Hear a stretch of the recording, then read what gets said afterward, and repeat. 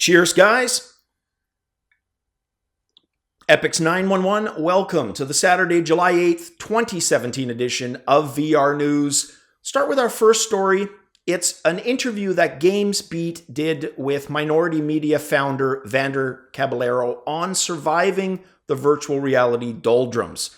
What I liked about this interview was how he likened the current economic reality of virtual reality. And he did that by comparing it to the comic industry. Not the present, not even the comic industry of 20, 30 years ago, but the comic industry of the 1950s and 1960s.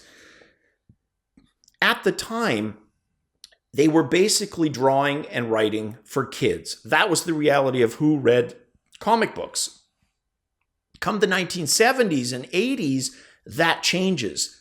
Suddenly, it's teenagers reading comic books and adults.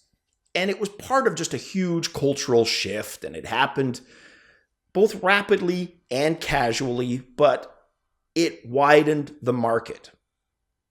Fast forward to now, you've got movies thrown in, right? You've got all those Marvel movies. You've got the DC movies. The last DC movie, amazingly well at the box office. So I like that comparison. I just hope to hell it's not that many years that we have to wait, right? That would just be, and I don't think it is. I think we're going to measure it in years, not decades. But the part that stood out for me in that interview, and it's along the same lines, was a part that they linked to from a speech that Jesse Schell in a talk gave. And what he said was, there's no headset available now that anybody would want to wear. And that was part of his big barriers still existing for the social side of VR. But that quote specifically, no headset available that anybody would want to wear, reminded me exactly what one of my employees said to me about virtual reality when I told him, I was going to be buying them, etc. And it wasn't the type of negativity that they don't understand the experience. No, it for him boiled strictly down to he didn't want to wear an HMD, too bulky. Some people, that's going to be claustrophobia. Others, it's going to be some other type of fear or phobia. The point is, there's different thresholds for different people. And yes, there's that mass marketing campaign that we hope is going to bring more people to what we're already enjoying. But small subsets of that, it's going to take specific things to get them on board. Technology shifts, getting smaller, lighter, less this, less that, more that, etc. So very interesting in terms of how they approach that. And our next story, the Talos Principle, which was a puzzle game, is gearing up for a virtual reality release. VR Focus author Peter Graham had an opportunity to test it out. The version he tried, 3 of the puzzles. Full version's going to have a lot more. And each of the 3 that he tried increasing in difficulty. Now, the original game was released back in 2014 and sold pretty well. Got a bunch of critical acclaim. Overall, just did pretty good. It's the type of game I personally think is going to do really, really good in VR. It'll translate well, much the same way like Portal seemed almost designed for VR before VR was even a thing. I think we're going to see that here too. He claims the game is absolutely gorgeous and recommends getting it when it launches. Not sure when that's going to be yet or what the cost is going to be, but definitely one to keep our eyes on. Now, for me personally, a game shouldn't handhold me in terms of difficulty. Everybody's got different play styles. I totally get that. Mine growing up was earn a win, and that's kind of how I like to approach my games.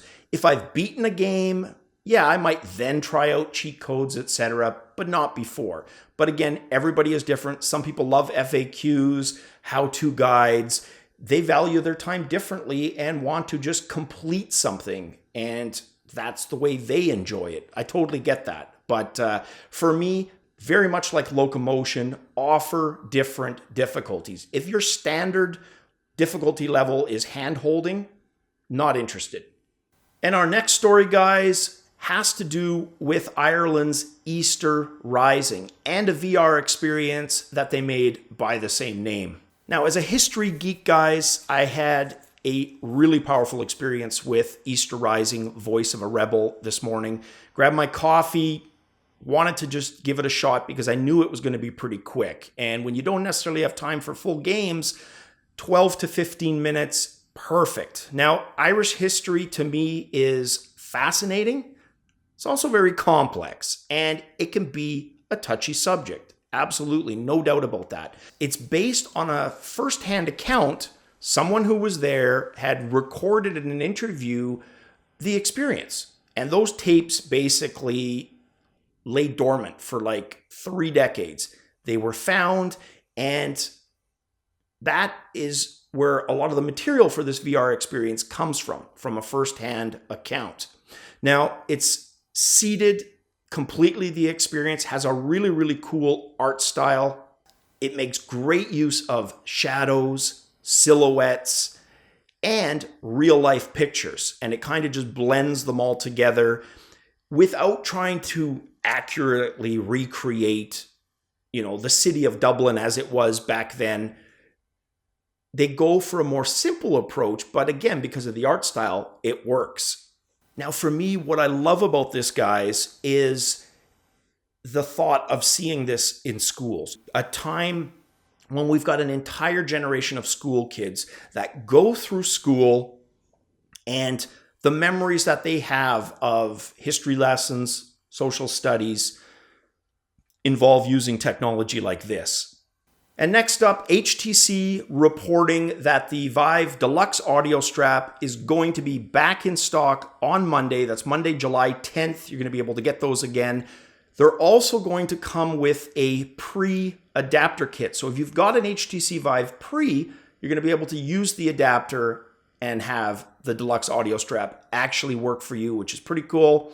Now, in addition to that, the question that I have is, what's the status of the material, the foam that was coming off? Tribal Instincts had a video on this. Reddit had lots of incidents where people were saying that the foam was coming off. HTC Vive, I reported it here, themselves said they would look into it, get back to us as soon as possible with information. So here's an announcement that it's back in stock, but what were the results of their findings? Or are they still investigating? It would have been nice, timed with word that they're stock, some kind of status update, right? Either we're still working on it, there's nothing to worry about, or we're going to deal with this at a future date. Because my thinking is the problem is still there and they're launching regardless, which might not be the best way to go about it.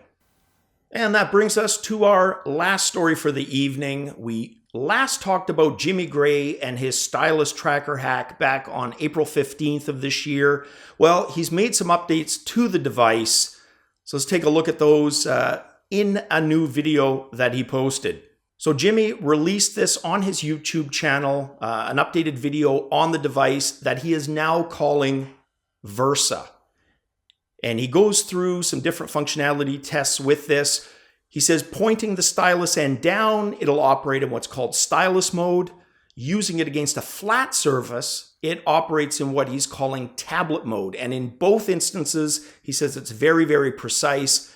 The biggest change, and probably one super apparent if you're watching the same video, is that it is now wireless, which is something Jimmy said he would do with future versions. It looks like he somehow managed to do exactly that.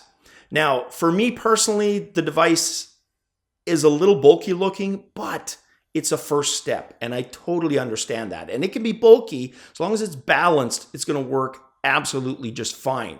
It does get your imagination going. What might the future bring? You might have a stylus, maybe double the width of a current one with all of that functionality plus more and tracking, but it's got to start somewhere. And thanks to Jimmy, we have a first device in that direction. And that's it for the Saturday, July 8th, 2017 edition of VR News. Thank you guys. If you liked the video, please hit that like button for me. It will help with the rankings, and I would absolutely appreciate it. As for comments, questions, leave them below, and I will do my best to get back to you ASAP. Guys, hope you're enjoying the weekend so far. As always, cheers.